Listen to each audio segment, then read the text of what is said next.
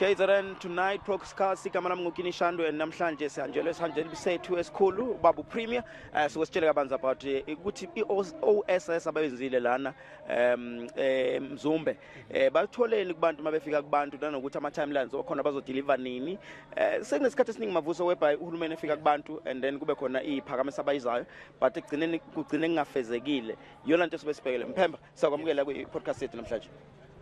Ngiyathokoza kakhulu kodwa ngiyafuna ukuphawula ukuthi ukuhamba kwethu sizela ehlukile ngoba azile ukuzoxoxa nokuzonizethembiso kuphela. Sifike nama services kahulumeni. Futhi lama services awafikanga namhlanje ngoba kufike thina. Inhloko zomnyango zifike ngaphambili singakafiki thina. Uhulumeni ubuhlezi lapha endaweni yaseMzumbe emawadini ahlukahlukene. Uprofile wamaward okube kucutshungula ukuthi ikuphi la kunenkinga khona.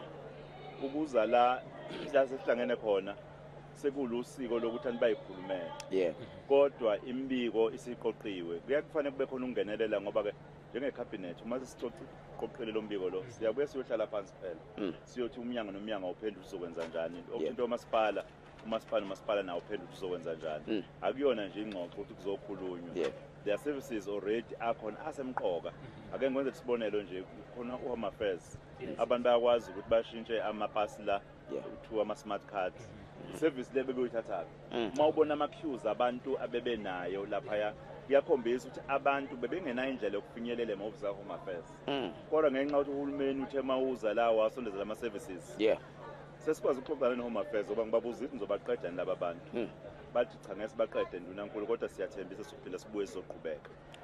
Uhambo lolu semqoka sihamba nomnyango wezempilo ade bechecka ogogo lapha oshukela abathola ama services kahulumeni asemqoka nanokulalela nje ngoba abantu bakule ndawo engathi agriculture ihamba phambili.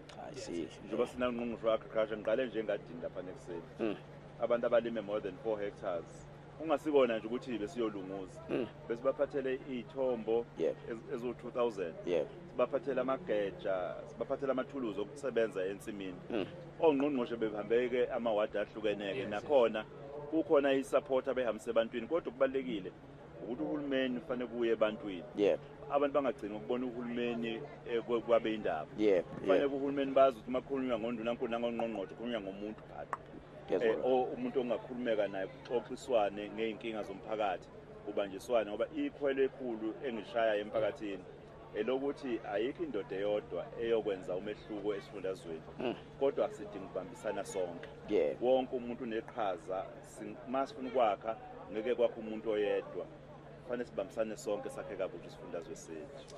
In terms of infrastructure Mphemba yini enitholile ikakhulu siyazi izindawo zemakhaya emgwaqo bathena abantu and izithembiso senu sithini bona ngoba ngiphuma nje lapha bekhuluma ngayo inkinga zomgwaqo kodwa into engiyithandile bathi kukhona abasebenzayo emgwaqweni kuyakhiwa kodwa senisekile indlela okwakhiwa ngayo angithi kusho ngamanye amazwi uhulumeni uyabanikeza abantu ama services khona kwenzakala iqiniso ukuthi ke umonakalo khona udinga isikhathi ngoba udinga sibe nemali bese sikwazi ngokuhamba kwesikhathi imali siyisebenzise ngobuqotho sikwazi ukubona umehluko sikwazi ukukhomba ukuthi amakhilomitha amathize asebe nomehluko njengamanje babikile impela ukuthi banazo inkinga zomgwaqo kodwa futhi basho ukuthi bayabona ukuthi khona okwenziwayo noma benganesekile kwezinye indawo indlela okwenzeka ngayo kakhulukazi emakhaya futhi Mphemba kunalento yenkinga yamanzi bathini umphakathi wakule ndawo ngendaba yamanzi?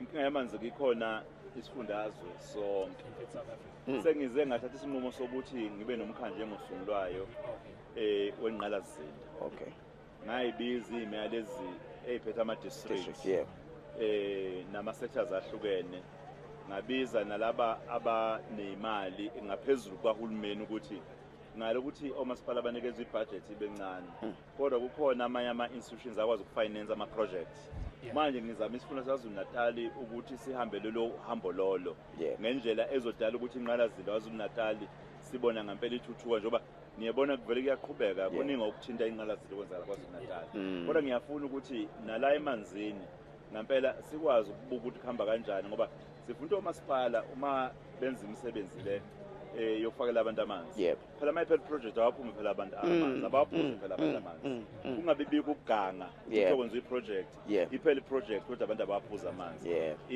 Ithemba lami lilapho ukuthi ngokubambisana. Ngoba ngigcizelela leli lokubambisana. Sizokwazi ukwenza umehluko. Siyabonga kakhulu Mphemba. Siyathokoza. Thank you very much, MEC, for joining us today.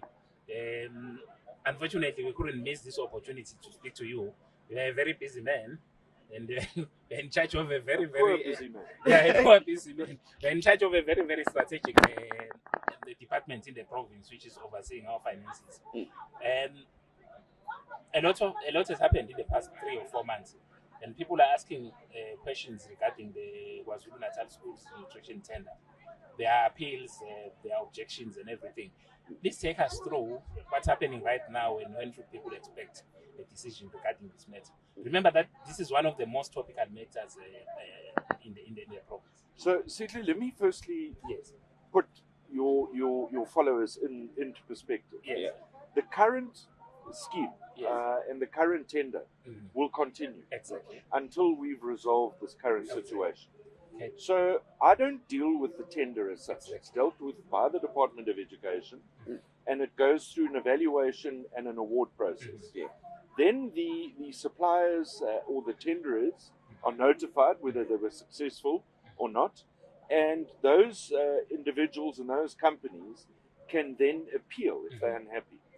That process is currently underway. There is 960 odd appeals that have been lodged. 964, I think, if you want an exact figure.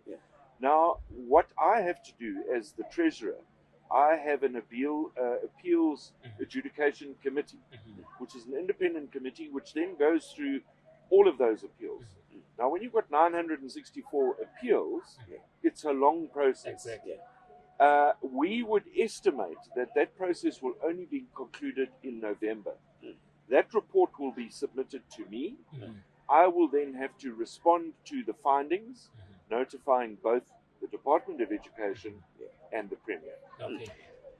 And then, when should people expect the final outcome on this matter? Remember that you'll get the report in November, and then there must be a final outcome. Remember that in January next year. Well, I think it depends on what the bid adjudication committee determines. If it finds that there was something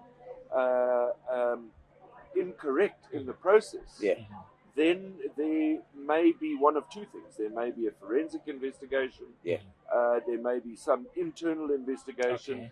I don't want to preempt what the outcome is. I think we've got to wait for that outcome. Let me see. Can you assure the people that despite all these challenges, just like with the scholar transport, the current service providers will continue providing the services up until the issues regarding this industry? Absolutely. The money, the budget has been allocated. So there's no reason not to spend the money. And if there's a hiccup in the new tender process, then the existing process must continue. My priority will be to ensure that scholar transport and NSNP is not affected in any way. Let me see a quick question. In this province of KwaZulu-Natal, there are currently few departments that are not doing well. One of them is the health department, and also the education department, and we also had some stories about the transport department. And what's going to happen? Can we see maybe a department being placed on administration going forward? Well, I think there we must get some clarity too. There's this administration floating around. It's intervention. If you look at the PFMA, you look at section 18.2G, it talks about where there is a department that is habitually non-compliant. The MEC must intervene. Not may, must.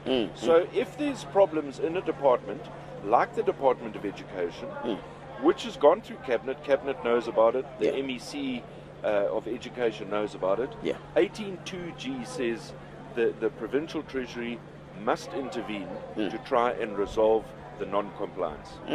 So can you maybe, you just made an example right now about education. what other departments that we might see the intervention going through? Well, I think you can tie that back if you go and look at the Auditor General's report. Yeah. And the Auditor General will quickly tell you which departments are fully compliant, which are struggling with compliance, and which are absolutely non-compliant. Now, part of my responsibility as Treasurer is to try and assist those departments to bring about compliance. We must also remember that we are operating in a very constrained fiscal environment. Exactly. Departments of Education, Departments of Health have suffered the biggest cuts, but yet have the biggest COE component. And that's made it very difficult. So one's got to balance non-compliance with the current fiscal challenges. Thank you so much. One last question. I cannot let you go without asking you questions about municipalities. How far have you gone? Your department has gone in fixing municipalities like Endumeni, Umkhanyakude, Ulundi, Moempofana. You remember that list whereby you listed all these municipalities with unfunded budget, are they cooperating? How far? The whole process, Your intervention has gone Well, in terms of... again, the whole situation of local government, it's not in a good state, we know that. Now, Treasury has a responsibility to try and assist, again, with revenue collection, with compliance in terms of the MFMA. The reality is, I can only put my team into a municipality if they want to work with my team. For my team to go there and there's no political buy-in, it makes it very difficult. So with Umkhanyakude, I've taken a totally different approach.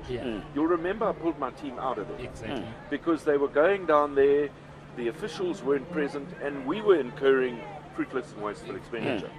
So I set up a meeting, the mayor of Umkhanyakude district and myself. We said, do we both agree there's a problem? Yes, we do. Can we both agree that we need to get Treasury's intervention in there to create capacity and to try and assist?